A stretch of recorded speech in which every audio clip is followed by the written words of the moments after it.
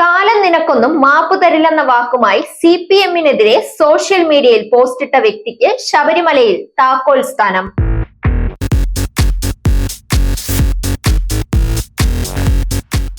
ഗുണ്ടായിസം അട്ടിപ്പേർ അവകാശമായി വെച്ചിരിക്കുന്ന പരനാറികൾ നടത്തിയ അക്രമം ആണിത്. ഇതാണോ നിങ്ങൾ പറയുന്ന കമ്മ്യൂണിസം? ഇതാണോ നിങ്ങൾ പറയുന്ന ജനാധിപത്യം? ഇതാണോ നിങ്ങൾ പറയുന്ന വിപ്ലവം? ഒന്നോർക്കുക, ജനങ്ങൾ ഇതെല്ലാം കാണുന്നുണ്ട്. ഇങ്ങനെ CPM-നെ വിമർശിച്ച് പോസ്റ്റ് ഇട്ടയാൾ ശബരിമലയിൽ എത്തിയത് എങ്ങനെയെന്ന് അന്വേഷിക്കണമെന്ന നിലപാടിലാണ് ദേവസ്വം ബോർഡിലെ പ്രബല വിഭാഗം.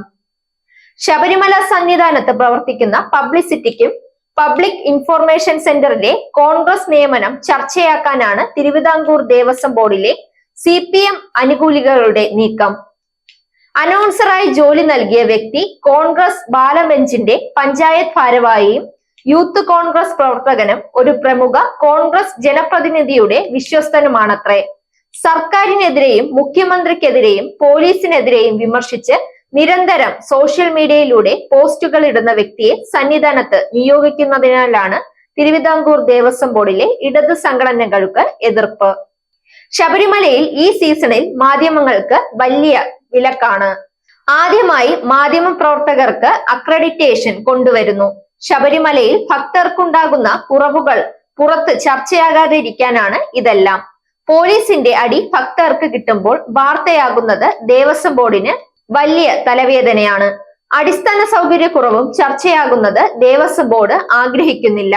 ഇങ്ങനെ മാധ്യമ പ്രവർത്തകർക്ക് നിയന്ത്രണം ഏർപ്പെടുത്തുന്നത് വിവാദങ്ങളെ ഒഴിവാക്കാനാണെങ്കിൽ തീർത്ഥാടന കാലം തുടങ്ങുന്നതിന് തൊട്ടു മുമ്പ് ദേവസ്വം ബോർഡിലെ ഇടത് അനുകൂലികൾ ആദ്യ വിവാദം തുറന്നുവിടുകയാണെന്നതാണ് വസ്തുത.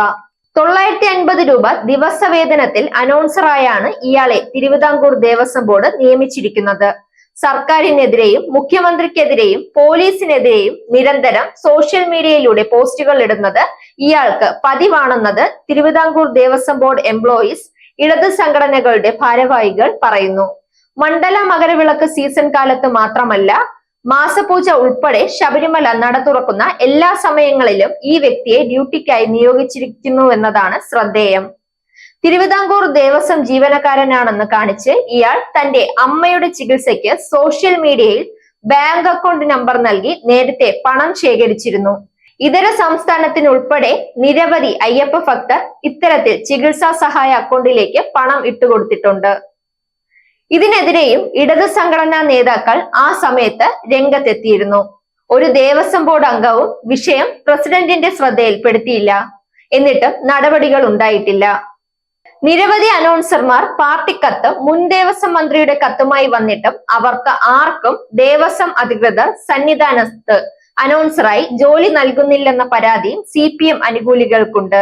എന്തായാലും സർക്കാരിനെതിരെ നിരന്തരം സോഷ്യൽ മീഡിയയിൽ ഫോട്ടോകളും വീഡിയോകളും പ്രചരിപ്പിക്കുന്ന കോൺഗ്രസുകാരനെ മാറ്റണമെന്നാണ് ആവശ്യം.